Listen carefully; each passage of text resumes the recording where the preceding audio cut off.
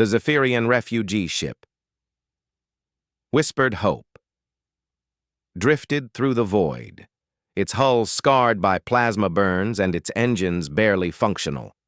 Captain Veltar pressed his scaled palm against the viewport, watching the blue-green world grow larger in the distance.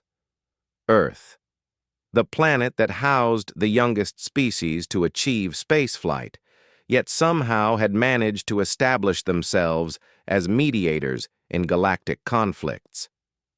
"Captain," his communications officer, Kessera, spoke with barely contained desperation. "The human patrol ship is responding to our distress call." Veltar's 4 eyes blinked in sequence, a sign of relief among his people. Behind him, 300 survivors huddled in the ship's cramped corridors. Families clutched their young ones close, their bioluminescent patches dim with exhaustion and fear.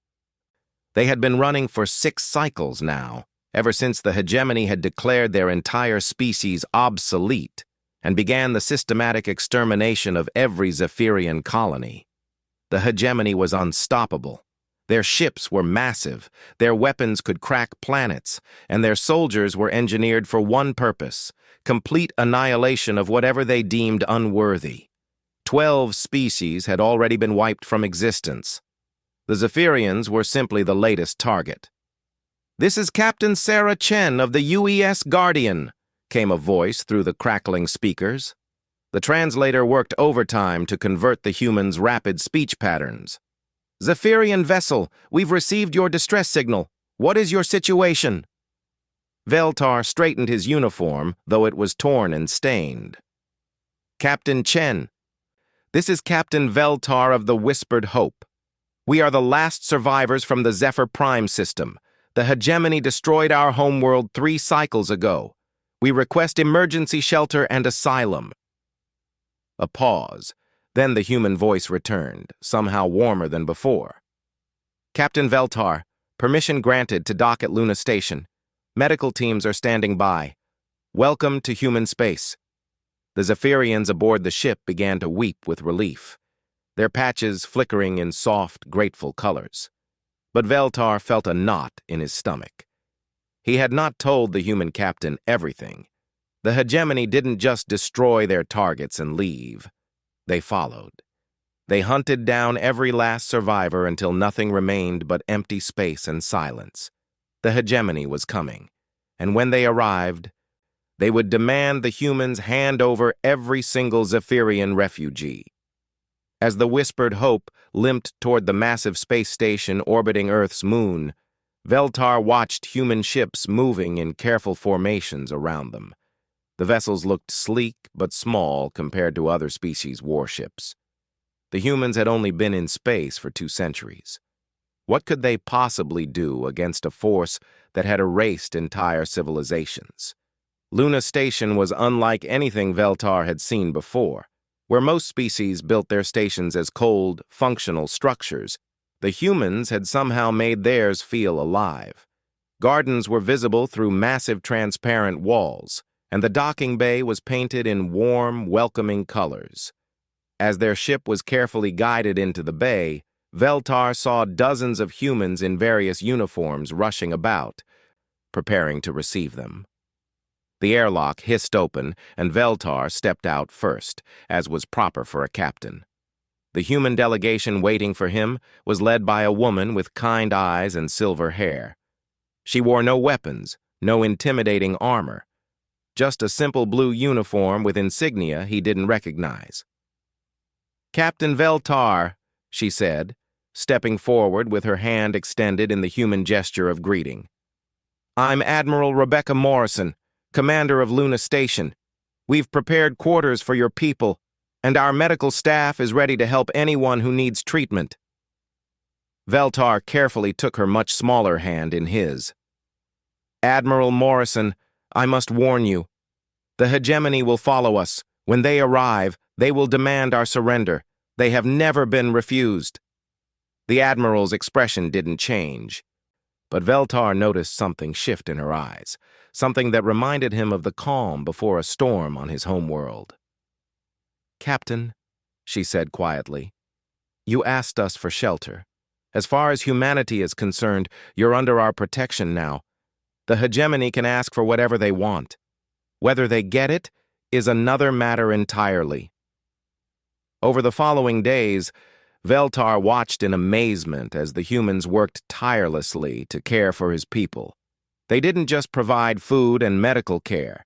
They assigned each family their own living space, complete with environmental controls adjusted for Zephyrian physiology. Human children brought toys to Zephyrian younglings. Human doctors worked around the clock to treat injuries both physical and psychological. But what impressed Veltar most was how the humans listened.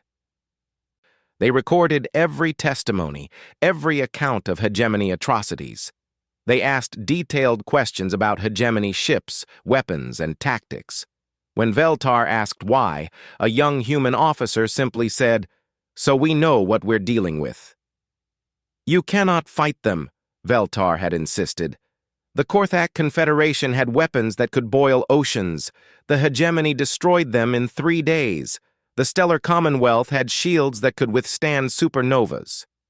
They lasted a week. You are brave, but bravery means nothing against such power." The officer, Lieutenant Commander James Rodriguez, had smiled sadly. "Captain, you don't understand. We're not planning to fight them. We're planning to stop them. There's a difference." Veltar didn't understand the distinction, but something in the human's tone made his scales tingle with an emotion he couldn't identify. On the 7th day, the long-range sensors detected them. 12 massive hegemony dreadnoughts, each one capable of reducing a planet to ash. They moved in perfect formation, their dark hulls seeming to absorb light itself. Behind them came dozens of support vessels and thousands of fighter craft. Admiral Morrison called an emergency meeting. The conference room was filled with human officers, their faces grim but determined. Veltar and his senior staff were invited to attend. "The hegemony fleet will arrive in 18 hours, Morrison announced. "They're broadcasting a standard demand for the surrender of all Zephyrian refugees. They've given us 6 hours to comply once they reach the edge of our system, or they'll begin cleansing operations." One of the human officers, a young woman with captain's stripes, raised her hand.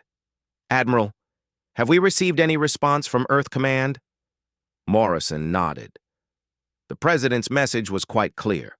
Exact words: "We don't negotiate with genocidal maniacs.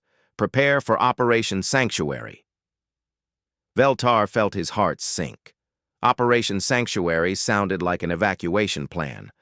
The humans were going to try to save some of his people while sacrificing their own station. It was noble, but futile. "Admiral," Veltar said, rising from his chair, "you have done more for us than any species in the galaxy.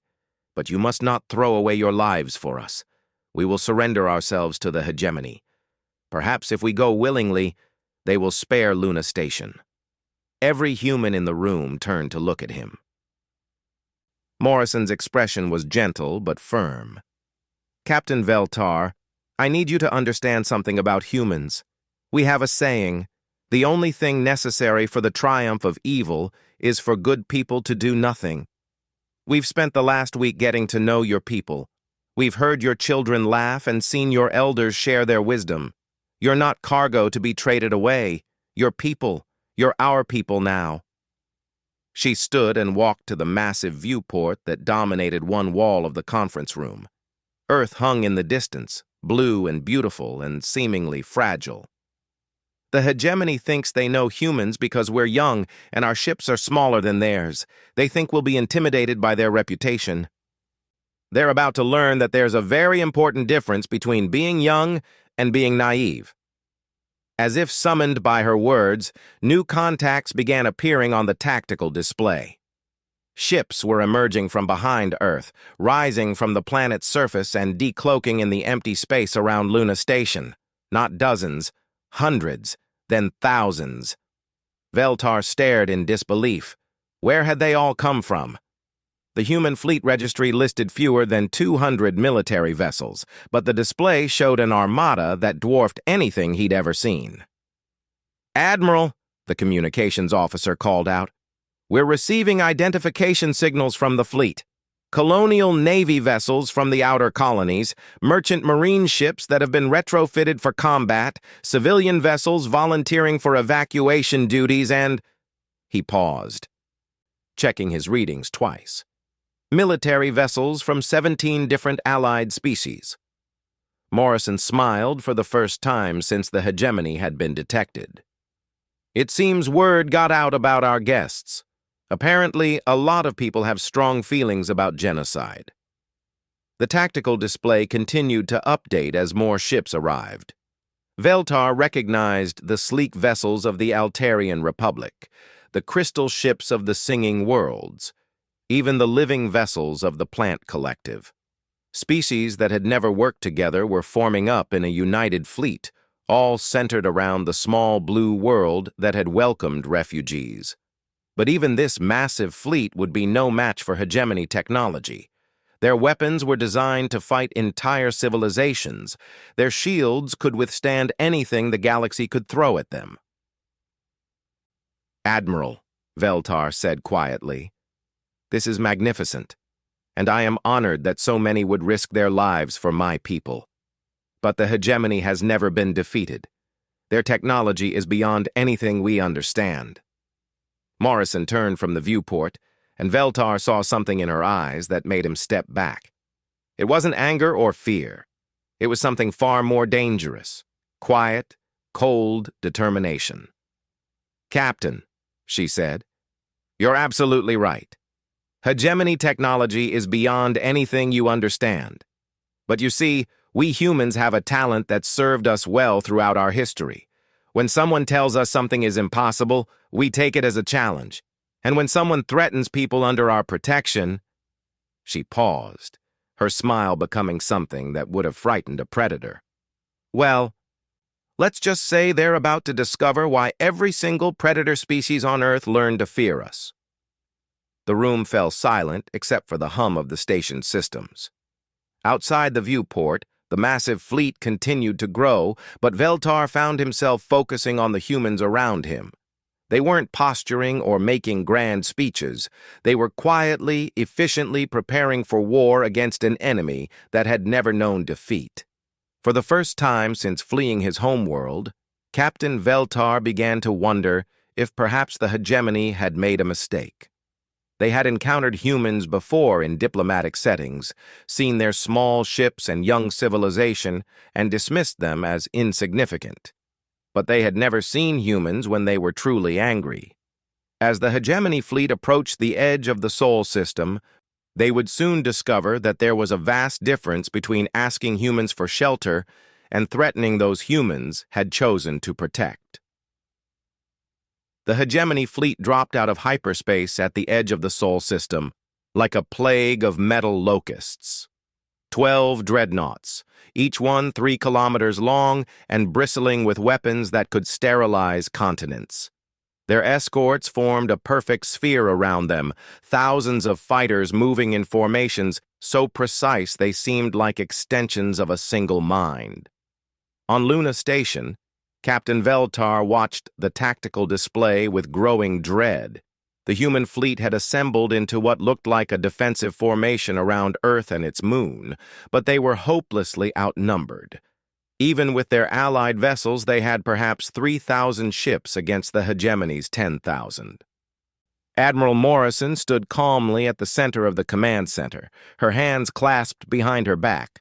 Around her, human officers worked at their stations with quiet efficiency. No one seemed panicked. If anything, they seemed almost relaxed. Admiral, the communications officer announced, we're receiving a transmission from the hegemony flagship. Morrison nodded. Put it through. The main screen flickered, and Veltar felt his blood freeze. The bridge of a hegemony dreadnought appeared, its walls black as space itself. At its center stood a figure that epitomized everything terrifying about the hegemony, tall, pale, with eyes like chips of ice and a voice that could chill stars. This was Supremacy Commander Thane, the being personally responsible for the extinction of 6 entire species. Primitive humans! Thane's voice echoed through the command center like the toll of a funeral bell. I am Supremacy Commander Thane of the Hegemony of Purity. You harbor the diseased remnants of a species marked for cleansing. Surrender them immediately, or your pathetic world will burn like all the others. Morrison stepped forward, her expression unchanged. Commander Thane, this is Admiral Rebecca Morrison of the United Earth Defense Force. The individuals you refer to are refugees under the protection of the Human Alliance. We respectfully decline your demand. Thane's laugh was like breaking glass. Respectfully decline? You insignificant insects believe you can defy the hegemony? We have erased civilizations that had mastered space travel when your species was still cowering in caves. We have destroyed empires that spanned entire galactic arms. You are nothing. Perhaps, Morrison replied calmly, but we're the nothing that's standing between you and innocent people. That makes us your problem. The hegemony commander's face twisted with contempt. You have 6 of your primitive hours to reconsider. After that, we will demonstrate why the hegemony has never been defeated. Your ships will burn, your stations will crumble, and your world will become a monument to the folly of defying us. The transmission cut off. In the silence that followed, Veltar expected to hear despair. Instead, he heard something that chilled him more than Thane's threats. Quiet laughter. Well, Morrison said, turning to her staff, he certainly has a flair for the dramatic. Communications, send a message to all fleet commanders. Operation Sanctuary is now active. All civilian vessels are to begin evacuation procedures immediately. Admiral, Veltar said, please, you cannot sacrifice yourselves for us. Let us surrender. Perhaps... Morrison held up her hand. Captain, with respect, this stopped being just about your people the moment that creature threatened to burn our world. The hegemony has just made this personal. She walked to her command chair and activated the fleet-wide communication system. This is Admiral Morrison to all ships. You've heard the hegemony's demands. You know what they've done to 12 other species. Today, they've threatened Earth. They've threatened our families. They've threatened innocent refugees who came to us for help. Her voice carried through speakers on thousands of ships, reaching millions of beings from dozens of species. The hegemony believes that might makes right. They believe that fear and genocide are tools of control. They believe that because they've never lost, they never can lose. Today we're going to teach them the difference between being invincible and being untested. She paused, and when she continued, her voice carried a weight that seemed to bend space itself. To every human out there, remember who we are. We're the species that looked at a planet full of things trying to kill us and decided to make pets out of the most dangerous ones. We're the ones who saw an ocean and decided to cross it in wooden boats. We saw the sky and decided we belonged there too. We've never met a challenge we couldn't overcome, or an enemy we couldn't defeat. Today won't be any different.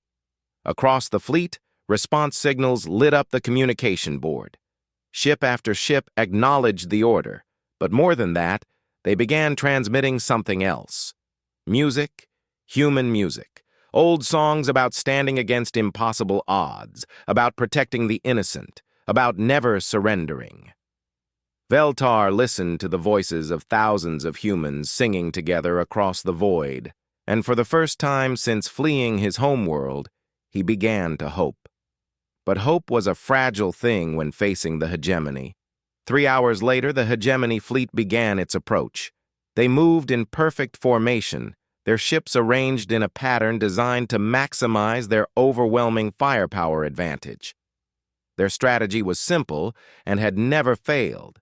Advance in formation, destroy all resistance with superior weapons, then cleanse the survivors. The human fleet moved to meet them, spreading out in what looked like a classic defensive formation. But Veltar noticed something odd. The human ships weren't clustering around their strongest points. Instead, They seemed to be spreading out in patterns that made no tactical sense. "Admiral," he asked, "why are your ships not concentrating their firepower?" Morrison smiled, and Veltar felt a chill run down his spine. "Because, Captain, we're not planning to fight them ship to ship. That would be playing their game by their rules. And as you mentioned, they've never lost at that game." "Then what?" His question was cut off as space itself seemed to explode. The first sign wasn't visible, it was felt. Every sensor on every ship registered the same impossible reading. Massive gravitational distortions appearing throughout the Sol system, not near the planets or the star, but in empty space between the two fleets. Then the distortions began to stabilize, and Veltar saw something that made him question his sanity. Gates. Massive ring-shaped structures were materializing in space, each one large enough for a dreadnought to pass through. But these weren't normal jump gates. They crackled with energy that hurt to look at directly, and space around them seemed to bend and twist. "What are those?" Veltar whispered. "Einstein-Rosen bridges," Morrison replied casually. "Artificial wormholes. We've been working on the technology for about 50 years, but we could never make them stable enough for practical use. Too dangerous. Too unpredictable. Too likely to tear apart anything that went through them." Understanding began to dawn on Veltar. Too dangerous for what? Morrison's smile became predatory. Too dangerous for ships, but perfect for other things. The hegemony fleet had noticed the gates and was adjusting their formation, but they showed no signs of concern. After all, what could the humans possibly send through unstable wormholes that would threaten ships designed to withstand planet-killing weapons? They got their answer when the first asteroid came through. It was a small one, barely a kilometer across. But it was moving at nearly the speed of light, accelerated by magnetic launchers hidden in the asteroid belt and sent through the wormhole network that the humans had apparently been building in secret for decades. The asteroid struck the lead hegemony dreadnought dead center. For a moment, nothing seemed to happen. The massive ship continued forward as if nothing had occurred. Then slowly, it began to break apart. Not from the impact, but from the sheer kinetic energy that had been transferred. The asteroid had struck with the force of a small star-going supernova. The hegemony formation wavered as debris from their flagship scattered across space. "Impossible!" Thane's voice cut across all frequencies. "Our shields can withstand any weapon." Morrison activated her communication system. "Commander, your shields can indeed withstand any weapon. Unfortunately for you, asteroids aren't weapons. They're just rocks moving really, really fast." More gates opened. More asteroids came through. The humans had turned the entire asteroid belt into ammunition, and they were firing it through wormholes with pinpoint accuracy. Each impact was like a small sun dying, and each impact destroyed another hegemony ship. But the hegemony adapted quickly. Their remaining ships began evasive maneuvers, using their superior speed and agility to avoid the asteroid bombardment. Their return fire began to target the wormhole gates, trying to destroy the network. That's when Morrison activated the second phase. "All ships," she announced, "initiate Protocol Mjolnir." The human fleet suddenly changed formation, spreading out in patterns that now made perfect sense to Veltar. They weren't trying to fight the hegemony ships. They were herding them. Each human vessel carried a device that Veltar had never seen before. When activated, they created localized gravity wells, subtle but powerful enough to nudge even massive ships off course. The hegemony fleet found themselves being gently pushed into specific locations, their formation compressed and concentrated. "Now," Morrison said quietly. The largest wormhole gate Veltar had ever seen opened directly above the compressed hegemony fleet. Through it came something that defied belief. It was the moon Europa, one of Jupiter's largest satellites. The humans had somehow hollowed it out, filled it with fusion engines, and accelerated it to a significant fraction of light speed. A weaponized moon delivered by wormhole directly onto the enemy fleet. The impact was visible across the solar system. When the light faded and the sensors cleared, half the hegemony fleet was simply gone. Not destroyed, not damaged. Gone. Erased from existence by an impact that generated more energy than most civilizations used in a century. In the stunned silence that followed, Morrison's voice cut across all frequencies. "Commander Thane, this is your final warning. Leave our system immediately and never return. The next moon we drop on you will be bigger." But Thane wasn't finished. The surviving hegemony ships began to glow with an ominous light that Veltar recognized with horror. "Admiral," he shouted, "they're charging their planet crackers. They're going to destroy Earth." Morrison nodded calmly. "We expected that." "Expected it? How can you be calm? Those weapons can split a world in half." "Captain," Morrison said, turning to face him, "you're thinking like someone who doesn't understand humans. We've spent 2 centuries getting ready for this day. Did you really think we'd overlook something as obvious as planet-killing weapons?" On the tactical display, new contacts appeared around Earth. Not ships, but installations that had been hidden until now. The planet's surface lit up with thousands of points of light as massive defense systems came online. "Planetary shield generators," Morrison explained, "powered directly by the planet's core and linked to a quantum resonance network that distributes any incoming energy across the entire surface. They could try to crack Earth, but they'd need to overcome the binding energy of the planet itself." The hegemony fired. 12 beams of pure destruction lanced out toward Earth, each one carrying enough power to shatter continents. They struck the planetary shield and dispersed. The energy scattered across the globe, absorbed and redirected harmlessly into space. "Impossible!" Thane's voice was no longer controlled. "Nothing can withstand our planet crackers." Morrison activated her personal communication link to the hegemony flagship. "Commander, you seem to have a limited vocabulary. That's the 3rd time you've used that word. Let me expand your education." She gestured to the tactical display, where new contacts were appearing throughout the solar system. Hidden bases on asteroids came online. Cloaked ships decloaked. Weapon platforms emerged from the surfaces of moons. For the past 200 years, humans have been preparing for this day. We knew someone like you would come eventually, some bully with superior technology who thought might made right. So we planned, we prepared. We turned our entire solar system into a fortress. The display showed the truth of her words. The Sol system was armed to an extent that boggled the mind. Every asteroid, every moon, every piece of space debris had been converted into part of a vast defense network. "But more than that," Morrison continued, "we made friends, real friends, species who believe that genocide is wrong and that refugees deserve protection. When word got out about your arrival, 17 different civilizations sent their fleets to help us." She leaned forward, her eyes hard as steel.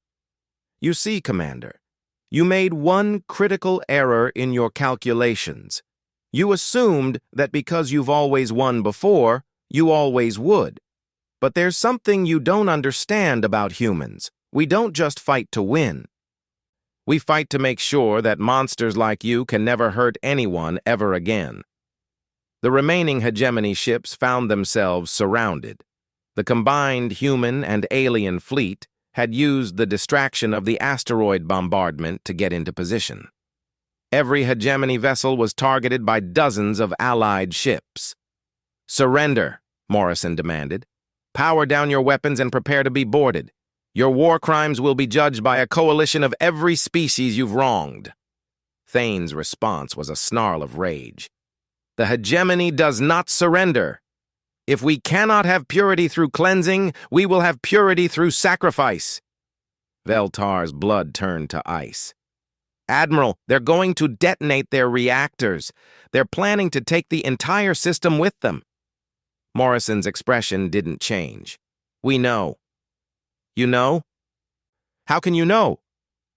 Because, Morrison said softly, this isn't the first hegemony fleet we've dealt with. The silence that followed Admiral Morrison's revelation was deafening. On the tactical display, the surviving hegemony ships were beginning to glow with the ominous light that preceded reactor detonation. But instead of panic, Veltar saw something in the humans around him that chilled him to his core. Expectation. Admiral, Veltar whispered, what do you mean this isn't the first hegemony fleet you've dealt with? Morrison turned to him, her expression grave but determined. Captain, your people weren't the first refugees to ask us for shelter. 3 months ago, survivors from the Korthak Confederation found their way to one of our outer colonies. 6 months before that, it was remnants of the Stellar Commonwealth. Each time, the hegemony followed. She gestured to the tactical display where the doomed hegemony ships were preparing their final act of destruction. Each time, they made the same threat. Each time, we learned something new about their technology, their tactics, their psychology. And each time, we prepared for the next encounter. Veltar stared at her in disbelief. You've been fighting the hegemony for months? But there were no reports, no warnings sent to the galactic community. Because, Morrison interrupted, we weren't fighting them. We were studying them, learning their weaknesses, discovering their limits, and most importantly, we were preparing to end them. On the display, the hegemony ships reached critical reactor temperature. In moments, they would detonate with enough force to sterilize everything within light years. Veltar watched in horror as energy readings climbed toward impossible levels. Then, just as the reactors reached the point of no return, something extraordinary happened. The hegemony ship simply froze, not stopped. Frozen. As if time itself had stopped moving around them. The energy readings locked in place. The glowing reactors held at the moment before detonation. The ships hung in space like insects trapped in amber. Temporal stasis field, Morrison explained calmly. Another little project we've been working on. Turns out that when you freeze time around an object, even an exploding reactor just sits there waiting. Veltar's mind reeled. You can manipulate time itself? Morrison smiled sadly. Captain, you still don't understand. We're humans. We don't accept that anything is impossible. When the hegemony first showed up and threatened to destroy everything we'd built, we didn't just prepare to fight them. We prepared to end them forever. She activated the fleet communication system. All ships, this is Admiral Morrison. Phase 3 is now active. Time to show the galaxy what happens when you threaten innocent people in human space. New contacts appeared on the display. Massive ships, larger than anything Veltar had ever imagined, emerging from behind the outer planets. These weren't warships. They were something far more terrifying. World ships, Morrison said, noting his expression. Each one carries about 50 million volunteers. Engineers, scientists, soldiers, civilians, everything needed to establish new colonies. We've been building them for 50 years, ever since we first learned about the hegemony. I don't understand, Veltar said. What does colonization have to do with... He stopped as understanding dawned. The world ships weren't heading toward distant stars. They were heading toward the coordinates that the human computers had extracted from captured hegemony databases. They were heading toward hegemony space. You're not just defending against them, Veltar breathed. You're going to invade their territory. Morrison nodded. Captain, the hegemony has been committing genocide across the galaxy for thousands of years. They've destroyed entire species, entire civilizations, entire cultures. That ends now. She turned to face the tactical display, where the frozen hegemony ships hung motionless in space. But we're not going to destroy them. We're not going to commit genocide in return. We're going to do something much worse from their perspective. We're going to save them. Save them? The hegemony believes that genetic purity is the highest good. They've spent millennia purging anyone who doesn't meet their standards of perfection. They've created a society based on fear, control, and the elimination of diversity. What they don't know is that their own genetic pool has been degrading for centuries. Inbreeding, genetic bottlenecks. They're slowly dying as a species. Morrison's expression became something that would have terrified a predator. So, we're going to cure them, whether they want it or not. Our world ships carry the most advanced medical and genetic technology in the galaxy. When they reach hegemony space, they're going to start healing everyone they find. Correcting genetic defects, introducing new genetic diversity, making their population healthier, stronger, and more varied. Veltar felt his scales go cold as he grasped the full implications. You're going to force genetic diversity on a species that considers it an abomination. We're going to make their nightmare come true, Morrison confirmed. We're going to make them healthy, diverse, and genetically robust. And then we're going to teach their children about all the wonderful species they destroyed. We're going to show them what they lost when they chose purity over diversity. The world ships disappeared into hyperspace, carrying their cargo of hope and healing toward an empire built on genocide. But the real justice, Morrison continued, comes from what happens next. On the display, new data began streaming in from human intelligence networks throughout the galaxy. Coordinates, fleet positions, base locations, complete intelligence on every hegemony installation in known space. Over the past year, while the hegemony was chasing refugees and committing genocide, human intelligence operatives have been infiltrating their space, learning their language, mapping their territory, identifying every single one of their installations. Morrison activated a galaxy-wide communication system that broadcast on every frequency used by every known species. Citizens of the galaxy, her voice carried across light years of space, this is Admiral Rebecca Morrison of the Human Alliance Defense Force. For too long, the hegemony has terrorized peaceful species with impunity. They have committed genocide against 12 civilizations and are currently hunting the survivors of the Zephyrian people. She paused, letting her words sink in across 1,000 worlds. Today, that ends. We are broadcasting the complete locations of every hegemony base, every hegemony fleet, and every hegemony installation in the galaxy. These coordinates are freely available to any species that wants justice for the hegemony's crimes. The response was immediate. Across the galaxy, species that had lived in terror of the hegemony began to mobilize. The Altarian Republic launched its entire fleet. The Singing Worlds activated their ancient war songs. Even the pacifist plant collective authorized the use of their most dangerous bioweapons. Within hours, hegemony space was under assault from every direction. But the humans weren't finished. Phase 4, Morrison announced to her fleet. Rehabilitation protocol. The frozen hegemony ships began to move again, but not under their own power. Human vessels equipped with tractor beams carefully guided them toward specially prepared stations throughout the Sol system. Captain Veltar, Morrison said, turning to face him. Your people have suffered terribly at the hands of the hegemony. If anyone deserves to decide their fate, it's survivors like you. Veltar looked at the captured hegemony ships, at the beings who had destroyed his world and murdered his people. He expected to feel rage, to want revenge. Instead, he felt something unexpected. Pity. What will you do with them? He asked. Morrison's expression softened. We're going to give them what we gave you: shelter, safety, a chance to learn that there's a better way to live. We're going to show them what they could have been if they'd chosen cooperation over conquest. Some will refuse to change, Veltar warned. Some will always believe in genetic purity and genocide. Morrison nodded sadly.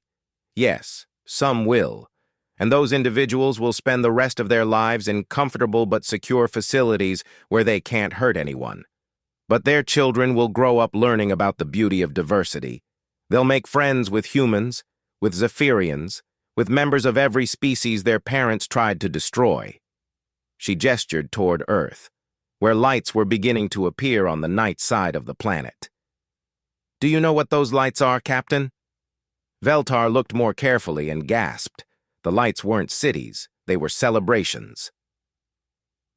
Across the entire planet, humans were lighting bonfires, launching fireworks, and singing songs of victory. They're celebrating, Morrison explained. Not because we won a battle, but because we saved lives, because refugees found safety, because genocide will never again go unanswered. She turned to address the entire fleet. Today, the galaxy learned something important about humanity. We don't just defend our own. We defend anyone who asks us for help. We don't just fight against evil. We work to make sure evil can't happen again. And we don't just win battles. We win peace. The next few weeks passed in a blur of activity. Across the galaxy, hegemony forces surrendered or were overwhelmed by the coalition of species they had terrorized. The few remaining hegemony leaders were captured and brought to trial before a galactic tribunal. Their crimes were documented, their victims remembered, and justice was finally served. The world ships reached their destinations and began the long work of rehabilitation. Medical stations were established to help the hegemony population recover from centuries of genetic isolation. Schools were built to teach hegemony children about the species their ancestors had destroyed. Cultural exchange programs brought survivors of genocided species to share their knowledge and traditions. It would take generations, but slowly, surely, the former hegemony worlds began to change. Where once there had been rigid genetic purity, there was now beautiful diversity. Where once there had been fear and control, there was now cooperation and growth. On Luna Station, Captain Veltar stood in the same conference room where he had first met Admiral Morrison. Through the viewport, he could see Earth hanging in space, its blue oceans and green continents, a testament to the beauty of diversity. "Admiral," he said, "I have a question that's been troubling me." Morrison, now promoted to Fleet Admiral and commander of the new Galactic Defense Initiative, turned to face him. "When we first arrived," Veltar continued, "you said that we asked for shelter but that you would give us safety. What did you mean?" Morrison smiled, the same kind but determined expression he remembered from their first meeting. "Captain, shelter is temporary. It's protection from immediate danger. Safety is permanent. It's the assurance that the danger will never threaten you again." She gestured toward the stars, where human and allied ships patrolled trade routes and protected refugee convoys. "You asked for shelter from the hegemony. What we gave you was a galaxy where genocide is impossible, where refugees are always welcome, where diversity is celebrated instead of feared." Veltar nodded slowly. "And the retribution you promised?" Morrison's smile became something that would have made the old Supremacy Commander Thane run in terror. "Captain, we showed the universe that there are consequences for evil. We proved that genocide will be answered with healing. We demonstrated that those who try to destroy diversity will be forced to embrace it." She paused, looking out at the peaceful stars. The hegemony wanted to purge the galaxy of everyone who didn't meet their standards. Instead, we purged the galaxy of them. They're gone, Captain, replaced by their own children who have learned to celebrate the very differences their parents tried to destroy.